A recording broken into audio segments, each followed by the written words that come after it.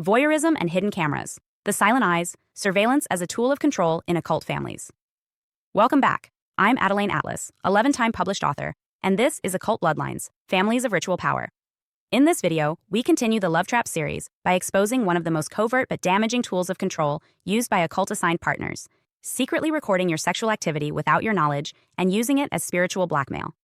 As we delve deeper into the many facets of control within occult bloodline families, it's crucial to understand that power is not only wielded through rituals, contracts, and overt manipulation. Sometimes, it's exercised in the quietest, most insidious ways, through watching, recording, and claiming sovereignty over your most private moments. Surveillance, both physical and energetic, is a cornerstone of how these families maintain influence. The act of watching is not merely voyeuristic, it's ritualized. It is about ownership, control, and spiritual containment. When your boundaries are violated by unseen eyes, your power erodes quietly but steadily.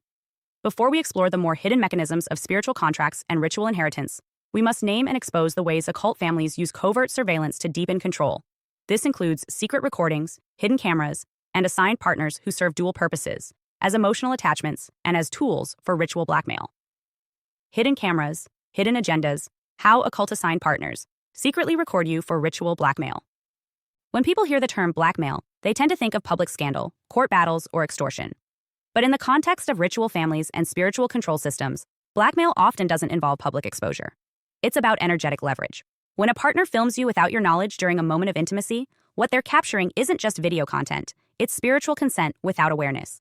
It becomes a kind of evidence that is used not necessarily to destroy you publicly, but to keep you internally destabilized. These recordings are often stored, referenced, and sometimes used in ritual, even if they never surface in the physical world. The damage doesn't require publication. The mere existence of the footage creates a psychic imbalance, of forced compliance, internal shame, and emotional silence that weakens your personal power. In ritual bloodline systems, this is not considered deviant, it's procedural. Assigned partners are often placed in someone's life specifically to gain access to moments of vulnerability that can later be used to control, silence, or spiritually contain them. The sexual moment, especially one that appears consensual, is considered a data point. And once it's recorded, it becomes a ritual object, a token that can be used to energetically reinforce the person's place in the curse system. Let me explain how this looks in practice, using my own life as an example. One of my former partners, who I later discovered had deep connections to people within my family system, once asked me to perform a very specific act. He asked me to put my feet on his genitals. It wasn't painful, it wasn't violent, and at the time I thought it was just a kink. I laughed. It felt strange, but harmless. I agreed, thinking it was just a private moment between us. What I didn't know was that he was filming it, and what I didn't realize at the time was that this footage wasn't just stored, it was kept for control. I wasn't being intimate, I was being recorded. Not for pleasure, for evidence. This is how it works. The partner gains your trust. They frame an unusual act as sexual curiosity or personal exploration, and they make you feel safe enough to agree. But what's actually happening is a setup, not for connection, but for entrapment. These moments are then used in two ways. First, psychological leverage. They know you did it. You may not know you were filmed, but the partner does. If you start to resist their control, set boundaries, or try to leave, the threat doesn't need to be spoken. You'll remember the vulnerability of that act. You'll second-guess yourself. You'll go silent. Second, and more importantly, ritual utility.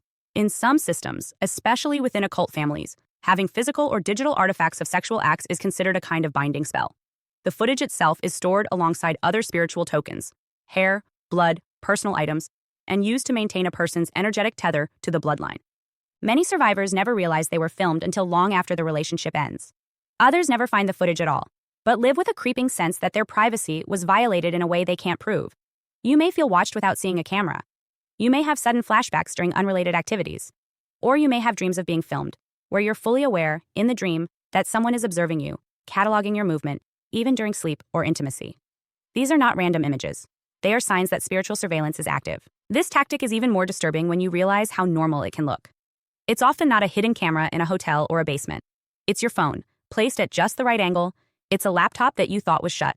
It's a second device turned on while the first one plays music. It's a request that seems quirky or playful. Try this. Say this. Let me capture that. But is actually being stored in full, to be referenced later. Not always for extortion, but for psychological dominance. The footage itself becomes a permanent contract. The goal here is not humiliation, it's submission. When you know, or even just suspect, that someone holds footage of you in a compromised position, your posture shifts. You question your credibility. You fear exposure. And you adapt your behavior to avoid triggering the release of something that may never even be shown. That's how spiritual blackmail works. It doesn't require public shame. It only requires internalized fear. What makes this even more complicated is that, in many cases, the act wasn't traumatic. It may have felt intimate, even joyful. You may have laughed, trusted, or genuinely enjoyed yourself. That's what makes it powerful. The act of filming converts something personal into something weaponized. You offered consent for connection. They took it for leverage. And the shame doesn't come from what you did. It comes from realizing how it was used. Here are some signs you may have been targeted in this way. You had a partner who requested very specific, sometimes strange sexual acts that didn't make sense in hindsight. You felt an energetic drop, sudden dissociation, or spiritual confusion after certain intimate moments. You have memories of feeling watched or being placed in positions that felt oddly performative. You discover after the relationship that the partner had ties to your family or to people who had motive to spiritually contain you. You feel a chronic fear of being exposed, even though you've done nothing wrong. Or you instinctively pull back from speaking publicly, asserting your story, or expressing your full truth, because something invisible feels like it could be used against you. In some cases, survivors later find evidence, hidden cameras, saved files, folder names, or metadata that proves they were being recorded. In other cases, no hard proof is found. But the behavior of the partner and the spiritual aftermath tells the story. And when that's the case, your nervous system still holds the violation. The body doesn't need to see the footage to register the betrayal. If you're watching this and this has happened to you, or you suspect it has, you're not alone. And you're not paranoid. This is a well-documented tactic in both ritual family systems and in spiritual containment networks. And if you want to learn more about how this kind of surveillance expands into non-romantic areas, like being followed, watched, stalked, or energetically interfered with, I recommend you continue with the School of Soul Vault series titled Gangstalking and Targeted Individuals.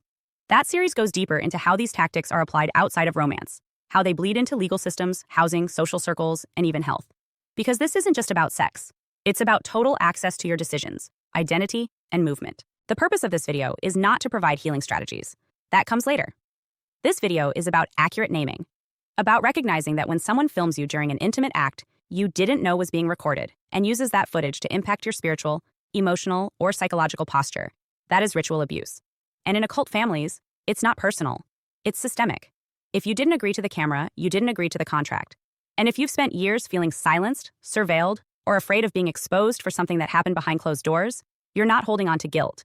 You're reacting to a ritual that was designed to take your power. Hi, I'm Adeline Atlas, 11 times published author, and what you just watched is part of my signature program, the Chosen One series inside School of Soul. This series is not just a course, it's a blueprint for those who know they were different from the start. The black sheep, the scapegoat, the truth teller, the cycle breaker.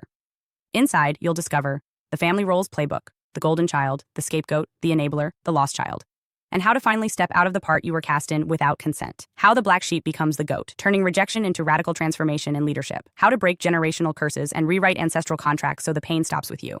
And how to recognize and escape modern forms of spiritual and technological targeting, from gangstalking to synthetic synchronicity. This isn't just about survival. It's about awakening, about reclaiming your voice, your lineage, and your destiny as one of the chosen ones. Click the link below to access the full series now, because the role ends the moment you decide it does, and the real script begins with you.